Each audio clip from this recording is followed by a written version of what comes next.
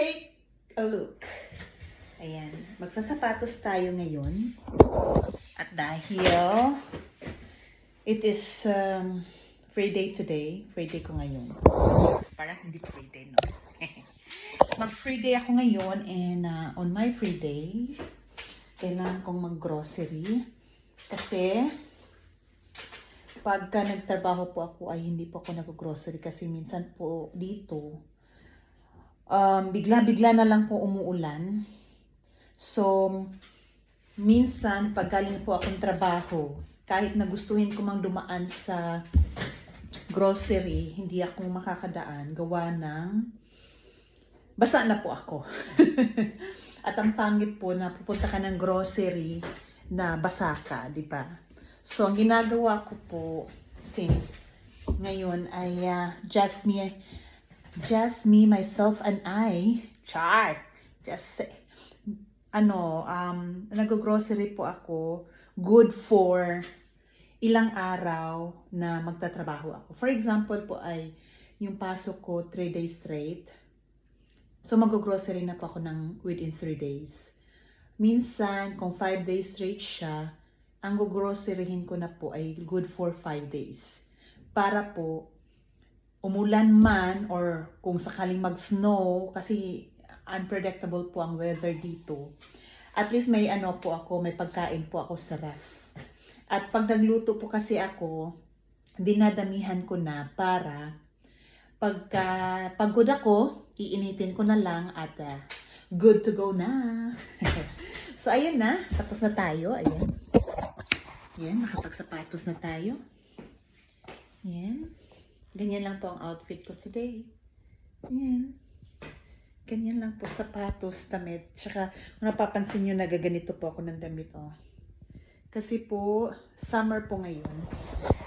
Pero, maulan-ulan, kaya parang malamig pa rin. So, ang gagawin po natin ay maglalagay pa rin tayo ng jacket. Ganyan. Hindi siya makapal, pero malamig pa rin kasi medyo maulan. Kaya kailangan natin ito. And syempre, hindi kakalimutan yung headset. At saka, saan ba to? Yun, headset. Headset muna tayo. Para pagka, yan. Rinig nyo ba? Rinig nyo na ba? Okay. So, huwag kakalimutan ang wallet kasi wala tayong pambayad kung walang wallet. And let's go! Kukuha lang ako ng lalagay ko lang yung clip ko kasi baka mahulog. Tapos may nakasulat na ako ng bibilihin ko, ayan. And susi. And ano pa ba? Ayan. Dadala tayo ng bag. Kasi medyo mabigat yung bibilhin natin ngayon. Medyo marami itong bibilhin ngayon. So, ayan. So, good to go na. Let's go.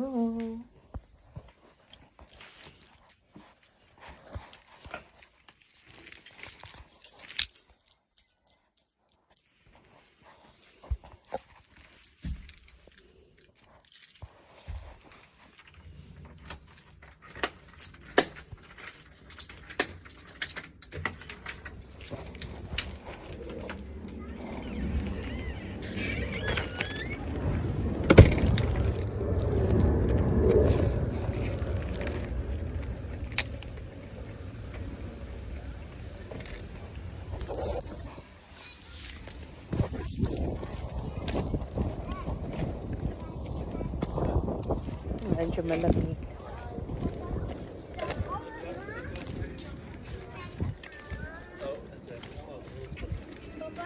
Niet allemaal.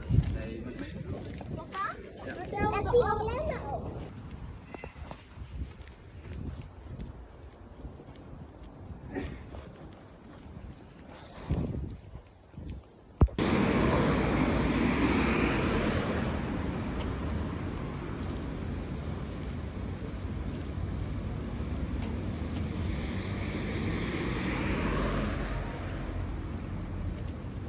So, ito na yung pinamili natin, guys. Ayun na nga. Ano ba talaga ito, guys? Ito, pauwi na ako. Yung nagbibisikleta kanina, hindi niya alam kung saan siya patungo. Ayan. So, yung isang kamay, bit-bit. Yung isang kamay, ito, nakahawak sa cellphone. Ito pala guys, oh, makikita mo ito.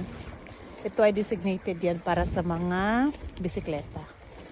Tsaka itong white, kung saan ako naglalakad, ito lang po yung para sa mga naglalakad talaga. So, yun. So, uwi na tayo. And hi guys! Andito na ako sa bahay. Andito na ako sa bahay guys. Ito na yung mga binili ko. At itong binili ko ngayon is good for, let's say, 4 days ata. Tingnan nyo ha kung ano yung binili ko. Yung chinelas ko hindi makuha. Ayaw talaga magpakuha. Anyway. So, ito yung mga binili ko guys. Una, nagbili akong manok. Ayan, manok.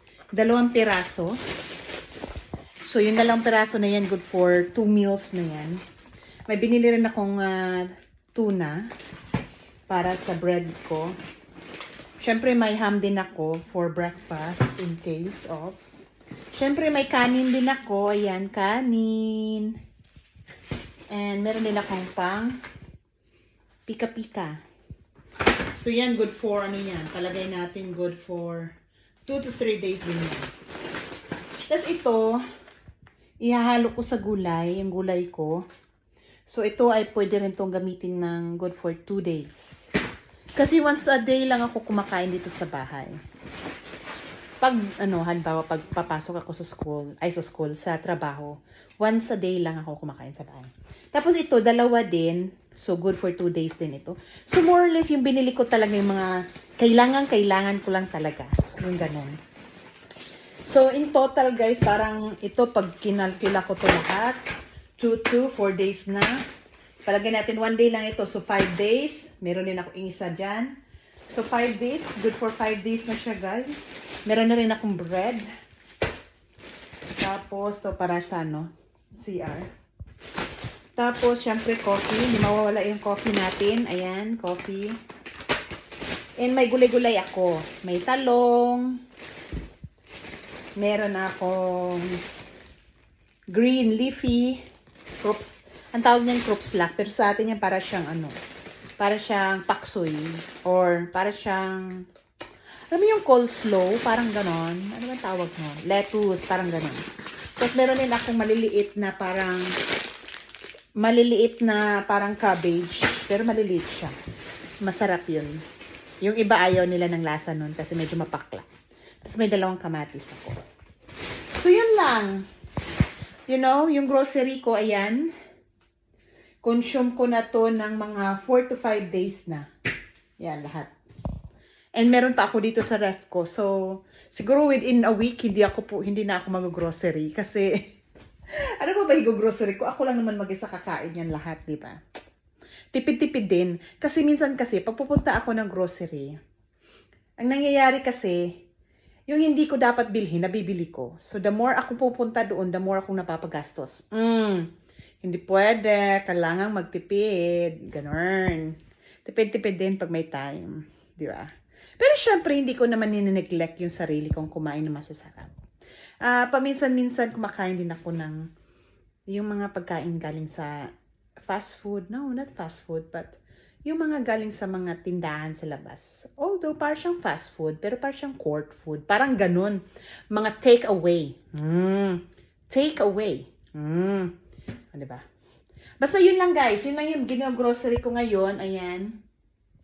Ilan lang yan, pero para sa akin, marami na yan. Tsaka hindi po talaga ako nag-stock ng mga pagkain. Masyadong marami kasi ayokong nasisiraan ako ng pagkain. Napaka-sensitive ko sa mga ganun. As much as possible, ayoko yung may mga pagkain na nasisira. masyado akong mahigpit sa ganun. Syempre no, mahirap maghanap ng pera. Pinagpaguran natin bawat butil ng bigas, di ba?